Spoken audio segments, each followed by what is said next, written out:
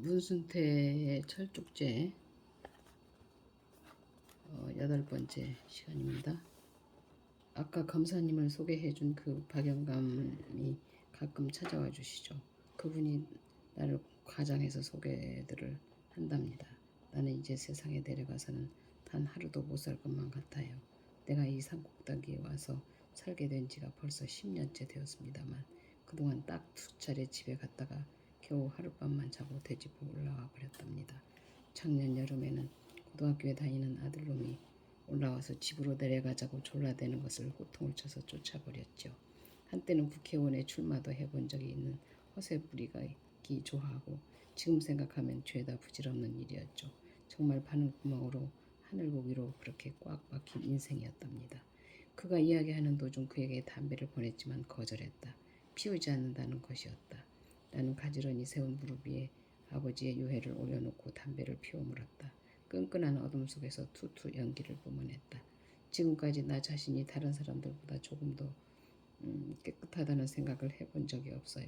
사실 나는 아주 무기력한 얼간이랍니다. 제 몸 하나 외에는 아무도 다스릴 수 없으니까요. 누구인가 이곳에 올라와서 나와 같이 있게 된다면 나는 곧 그 사람을 미워하게 될지도 모를 겁니다. 그러니까 나는 혼자 살면서 혼자밖에 책임질 줄 모르는 사람이죠. 그는 처음 만난 내게 긴 이야기를 했다. 그의 이야기를 듣는 순간 나는 자꾸만 담배를 피워 물었다. 그의 이야기를 듣고 나니 괜히 가슴에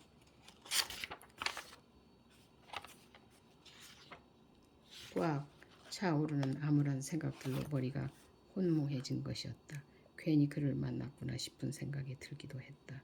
아직 세상 물정도 잘 모르는 신출내기 검사인 나로서는 세상을 다 알고 살아가는 것 같은 함씨의 이야기가 그렇게 큰 부담으로 안겨올 수가 없었다. 나는 몇 번이고 일어나 텐트로 가고 싶었지만 마음대로 몸을 움직일 수가 없었다.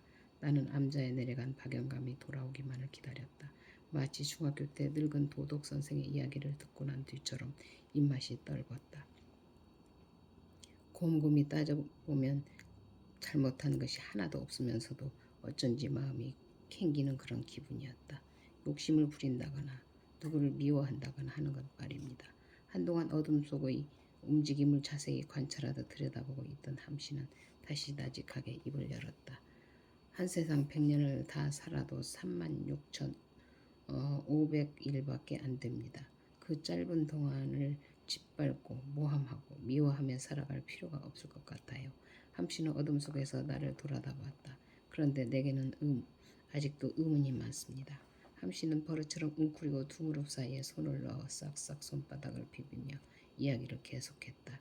가장 높은 곳에 살고 있으면서도 내 몸은 세상에서 가장 낮은 곳에 있는 것 같이 무기력하고 내 생각은 가장 밑바닥에서 헤어나지 못한 것 같단 말입니다.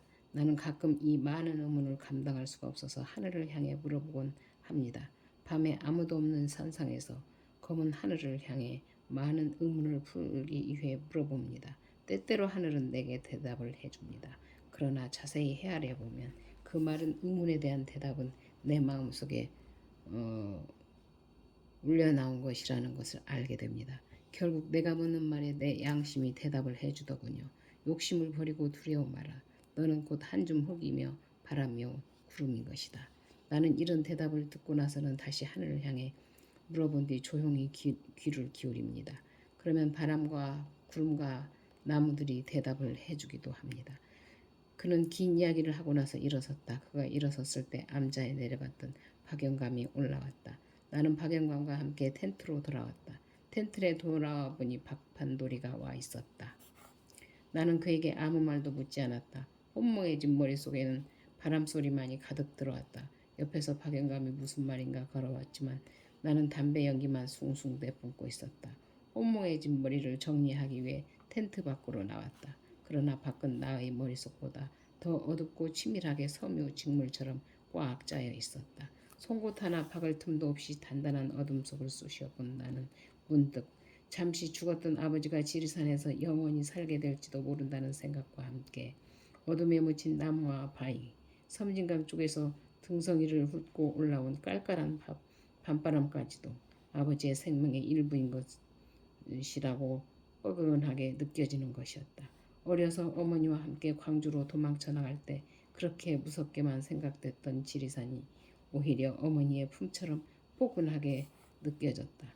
그 어둠의 단단함이며 덩치 큼이 모두가 아버지의 육신으로만 여겨지면서 갑자기 하늘에 대고 말을 하고 싶은 충동을 느꼈다. 함시 말맞다나 무슨 말이고 물어보기만 하면 하늘은 곧 친절하게 대답해 줄 것만 같았다.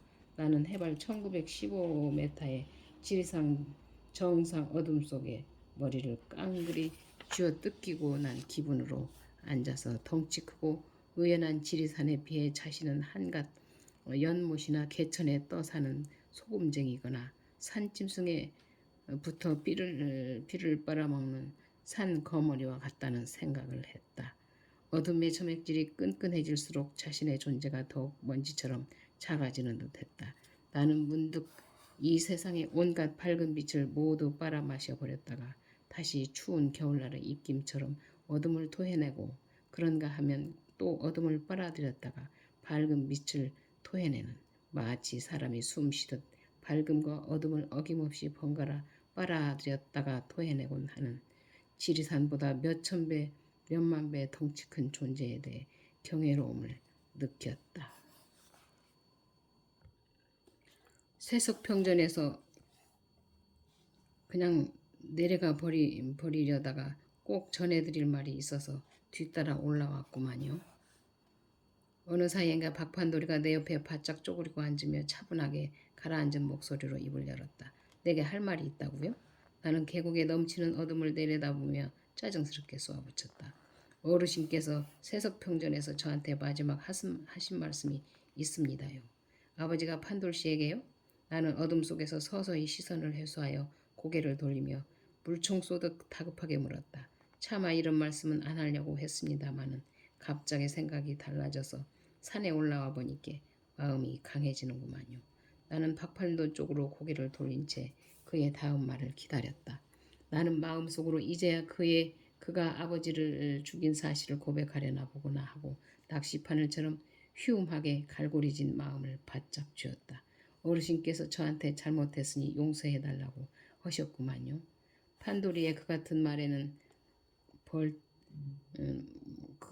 나는 벌떡 일어나서 발길로 걷어찰 기세로 어둠을 뚫고 무섭게 그를 내려다봤다. 시방 한 말은 죄다 참말입니다요. 지리산 산신령한테 맹세합니다요. 그때 어르신은 눈물을 흘리시고 저한테 용서를 빌면서 살려달라고 하셨구만요. 나는 순간 판돌이의 멱살을 움켜쥐었다. 멱살을 잡힌 박판돌은 숨쉬기가 답답한지 캑캑 여우기침을 연신 토해낼 뿐 내가 하는 대로 저항하지 않고 가만히 있었다. 나는 그를 죽이고 싶었다. 어르신께서 왜 하찮은 머슴놈한테 용서해달라고 빌었는지 그 이유를 알고 싶지 않으신가요?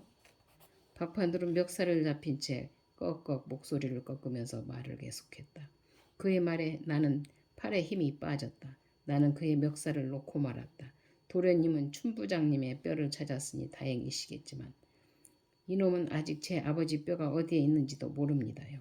그는 목에 힘살을 푸느라 손으로 목덜미를 만지작거리면서 푸념처럼 말했다. 도대체 무슨 말을 하는 거요? 나는 약간 목소리를 누그러뜨리며 물었다.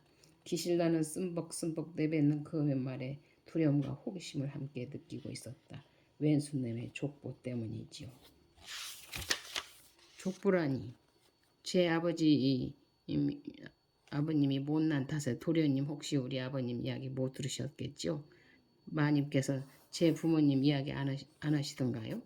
나는 그의 물음에 잠자코 있었다. 나는 어머니로부터 박판도의 집안 내력에 대해서 들은 바가 별로 없었기 때문에 할 말이 없었던 거였다. 말씀을 안 하셨겠죠. 아마 말씀을 하셨다면 도련님이 고향에 안 오셨을지도 모르지요.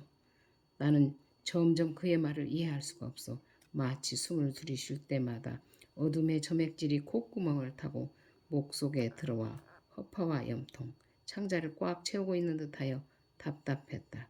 혈관 속에도 붉은 피 대신 어둠만이 가득 들어있어 어둠 돌기를 하고 있는 듯한 느낌이었다.